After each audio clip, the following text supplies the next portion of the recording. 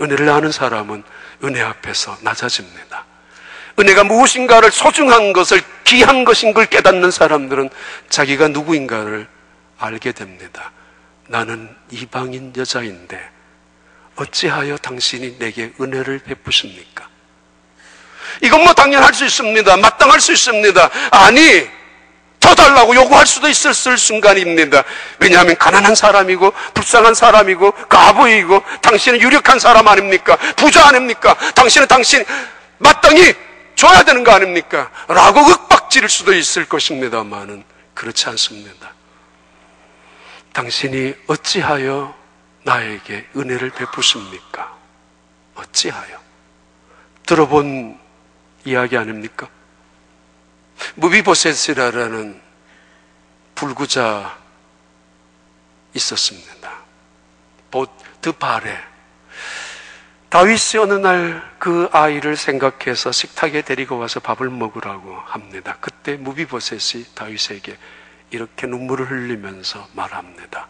왕이여, 어찌하여 나에게 은혜를 베푸십니까?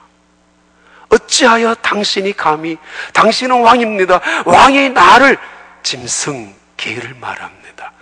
개 같은 나를, 누구도 돌아보지 않는 나를, 누구도 관심 없이 버려진 나를 어찌하여 왕이신 당신이 먹는 식탁에 나를 올려놓으십니까? 어찌하여? 그게 은혜입니다. 그 은혜 앞에서 감사와 겸손이, 그 은혜 앞에서 감동이, 그 은혜를 아는 사람들의 행복이 있습니다. 은혜. 이 무비보셋은 원래는 왕족이었습니다. 요나단의 아들입니다. 사울의 손자입니다. 마땅히 그가 왕의 자리에 올라가야 될 자리에 있었던 사람이었고, 오히려 어떻게 보면 이 다윗은 원수입니다. 자기의 왕자의 자리를 창탈한 사람입니다만은 그래도 그렇지 않습니다. 당신이 어찌하여 내게 은혜를 베푸십니까? 은혜에 목말라 하는 사람들, 은혜가 무엇인 줄 아는 사람들, 겸손합니다. 끝없이 겸손합니다. 자기 얼굴을 땅에 대고 절하며, 이방인 여자 나를, 당신은 유력한 사람 아닙니까? 당신은 이 자리에 그냥 나 같은 사람 무시해도 될 수 있는 사람 아닙니까? 어찌하여 나에게 은혜를 베푸십니까? 이 은혜, 세상 사람들은 무시합니다. 멸시합니다. 핍박합니다. 짓밟습니다. 그리고는 조롱합니다. 그리고 멋진 이야기를 달라고, 멋진 찬양을, 멋진 복음성가를, 그래서 은혜라는, 좀 촌스러운 은혜라는 이야기 나오면 멸시하고 조롱합니다. 은혜, 이거 없으면 우리 살아갈 수 없는 존재들이란 거 알고 있습니까? 룻이라는 그 여자는 알고 있습니다. 13절에 이렇게 계속하고 있습니다. 점점 깊어지고 있는 은혜의 자리를 말합니다. 룻이 이르되, 내 주여, 내가 당신께 은혜 입기를 원하나이다. 나는 당신의 하녀 중에 하나와도 같지 못하오나 당신이 이 하녀를 위로하시고 마음을 기쁘게 하는 말씀을 하셨나이다 하니라. 하녀, 그 중에서도 가장 말제의 자리에 있는 하녀, 시프카. 아비가일이라는 여자가 다윗을 만났을 때 어찌하여 왕이 이 나에게 은혜를 베푸십니까? 바로 시프카. 당신의 수많은 하녀들 중에서도 가장 못난 하녀보다도 못난 나를, 나에게 은혜를 베푸십니까? 시프카. 은혜를 알면 알수록, 하나님 곁에 다가가면 다가갈수록, 십자가 앞에 다가가면 다가갈수록, 믿으면 믿을수록 교만한 것이 아니고, 은혜를 깨달으면 깨달을수록 낮아지고 엎드려지고, 그리고 자기 가슴을 찢을 수밖에 없다는 사실을 보여주고 있는 이야기입니다. 사도 바울의 고백입니다. 나는 만삭되지 못한 사람입니다. 다시, 나는 사도 중에 가장 작은 사도입니다. 아니, 다시, 나는 온 세상의 교회들마다 하나님의 백성들 중에 가장 작은 자 중에 더 작은 자입니다.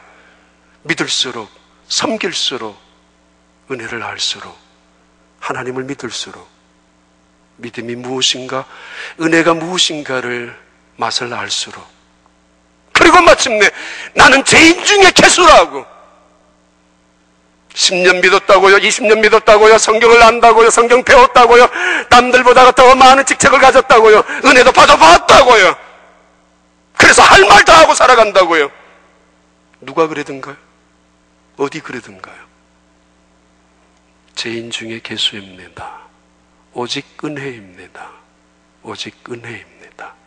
루시라는 한 가련한, 한 불쌍한 남편마저도 없는, 아니 자식마저도 없는 이 청산가부의 이 한 여인의, 그러나 이제는 은혜 외에는 믿을 것이 없고 이제는 은혜만이 내가 살 길이라는 사실을 붙잡고 나온 이 한 여인의 고백, 이 고백 속에서 그리스도인의 가정이, 그리스도인이 가져야 되는 부부, 아내의 역할이 어떤가를 보여주는 이야기이기도 합니다.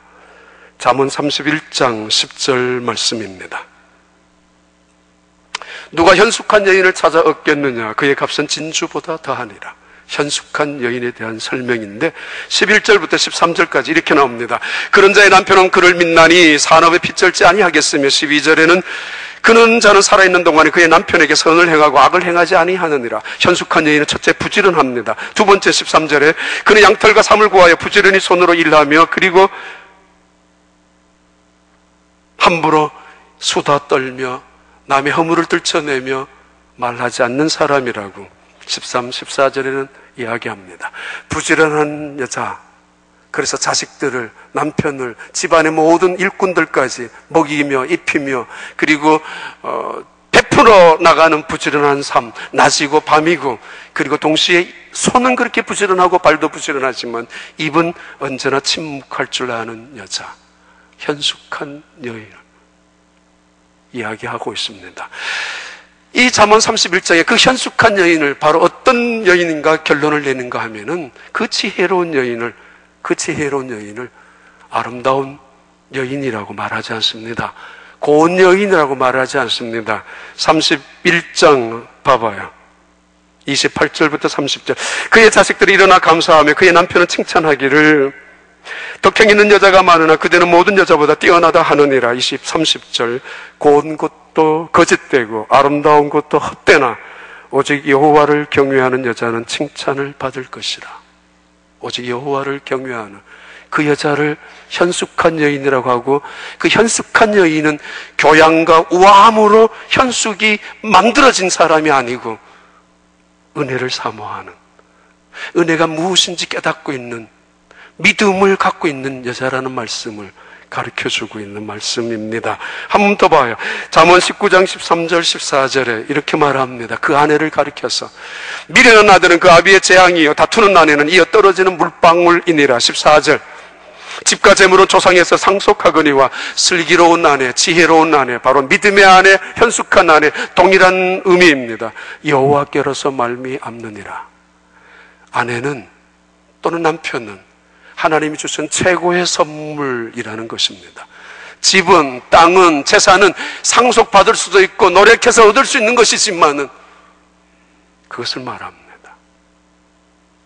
그런데 이 루시라라는 이 여인, 현숙한 여인, 바로 은혜를 사모하는 여인, 은혜가 무엇인지 깨닫고 은혜에 대해서 붙잡고 은혜에 대해서 감사하고 있는 이 여인의 이야기는 하나님께서 그를 어떻게 인도하시는가, 하나님이 그를 어떻게 채워주시고 새롭게 하여 주시는가를 이 장에서 우리에게 보여주고 있습니다. 베드로전서 3장 1절부터 6절까지 우리 함께 읽도록 하겠습니다. 아내들아 이와 같이 자기 남편에게 순종하라. 이는 혹말씀을 순종하지 않는 자라도 말로 말미암지 않고 그 아내의 행실로 말미암아 구원을 받게 하려 함이니. 2절. 너희의 두려워하며 정결한 행실을 봄이라. 3절. 너희의 단장은 머리를 꾸미고 금을 차고 아름다운 옷을 입는 외모로 하지 말고. 4절에 오직 마음에 숨은 사람을 온유하고 안정한 심령에 썩지 않을 것으로 하라. 이는 하나님 앞에 값진 것이니라. 5절. 전에 하나님께 소망을 두었던 거룩한 부녀들도 이와 같이 자기 남편에게 순종함으로 자기를 단장하였나니. 6절에 사라가 아브라함을 주로 칭하여 순종한 것 같이 너희는 선을 행하고 아무 두려운 일에도 놀라지 아니하면 그의 딸이 되는 것이니라. 단장하라고요? 어떻게? 믿음으로. 단장하라고요? 어떻게? 은혜로.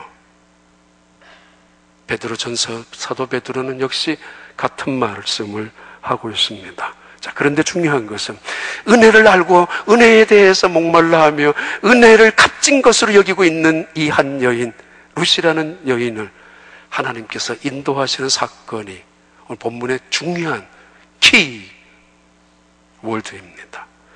룻기 한번 보실까요? 2장 3절의 말씀입니다. 2장 3절. 다 룻이 가서 베는 자를 따라 밭에서 줍는데 우연히 엘리멜렉의 친족 보아스에게 속한 밭에 이르렀더라. 우연히 액시던트로 또는 단순한 해프닝으로. 남쪽에서 서식하는 거북이가 북극에 올라갈 때가 있습니다. 아니, 대부분 북극을 향해서 올라간다고 합니다. 북극을 향하여. 그런데 남쪽에서 서식되어진 이 거북이가 1000년 만에 또는 500년 만에 북극에 도달한지 모르겠지만은 때로 북극에서 떠내려오는 얼음 조각을 태평양, 대서양, 인도양 한복판에서 만날 수 있는 확률이 있다고 합니다. 그걸 인연이라고 부를 수 있을 것입니다. 인연. 직접적인 원인이 되는 인, 간접적인 원인이 되는 연. 그 두 가지가 합쳐서 하나의 결과를 만듭니다. 씨앗을 심습니다. 열매가 거두어집니다. 씨앗은 직접적인 인이 되고 간접적인 원인은 비나 태양이나 바람 같은 것일 것입니다. 인연, 불교에서는 카르마라고 부릅니다. 옷깃만 스쳐도 인연이라고. 그러나 기독교에서는 인연을 말하지 않습니다.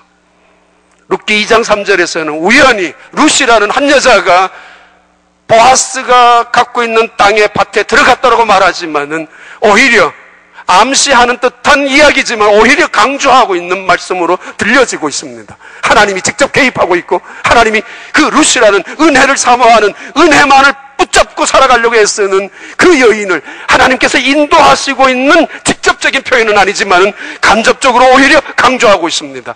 우연히 그 밭에 들렸다고. 그러나 무대 뒤에서 역사하신 하나님의 손길, 보이지 않지만은 하나님의 역사하시는 그 섭리가 있음을 강조하고 있는 단어입니다. 4절에서는 그 단어를 한층 더 연결을 시켜나가서 이렇게 말합니다. 마침 보아스가 베들레헴에서부터 와서 베는 자들에게 이르되 여호와께서, 여기에서 마침이라는 단어는 히네이라는 단어입니다. 마침, behold, 봐라! 순식간에, 절박한 순간에, 순간적인 찰나의 순간에 마주친 순간을 의미합니다. 마침. 드라마는 가끔씩 우연을 가장합니다. 그래서 인연을 만듭니다. 그래서 사랑을 만들고 악연을 만들고 그렇게 합니다. 그리고 때로는 그 우연을 가장해서 마침이란 단어를 만들어 놓고 아슬아슬하게 아주 긴박하게 피해가게 만듭니다. 예를 들면은 한 10년 동안 못 만났던 한 사랑하는 남자가 사랑하는 여자를 만나기 위하여 만났던 어떤 백화점을 올라갑니다. 에스컬레이터를 올라갔다가 내려갔다. 여자는 혹시라도 싶어서 한 남자를 찾으려고 에스컬레이터를 차고 올라가고 그 남자는 두리번거리다가 다시 내려오는 순간에 마주칠 수 있습니다. 마침. 그런데 드라마는 그 남자가 마침 밑에 있는 돈을 아니면 지갑을 다른 사람이 떨어뜨렸던 무언가를 주우려고 하는 순간에 그 여자는 스쳐 지나 올라갑니다. 그게 드라마입니다. 억지로 만드는 것이죠. 그러나 하나님의 순간은 그렇게 흥미를, 그렇게 상수를, 그렇게 관심을 끌기 위해서 이 단어를 쓰는 것은 아닙니다. 하나님의 역사. 실패 속에서도 아픔 속에서도 고통 속에서도 우리는 믿고 있습니다. 하나님의 뜻이 있다라고, 하나님의 계획이 있다라고, 그것을 하나님의 섭리라고 합니다. 그리고 하나님의 뜻과 계획은 나의 실패와 나의 아픔과 나의 고통과 나의 절망 속에서도 기어이 하나님의 뜻을 이루어 나가는, 성취시켜 나가는, 약속을 신실하게 성취시켜 나가는 그 능력과 힘과 지혜를 경륜이라고 합니다.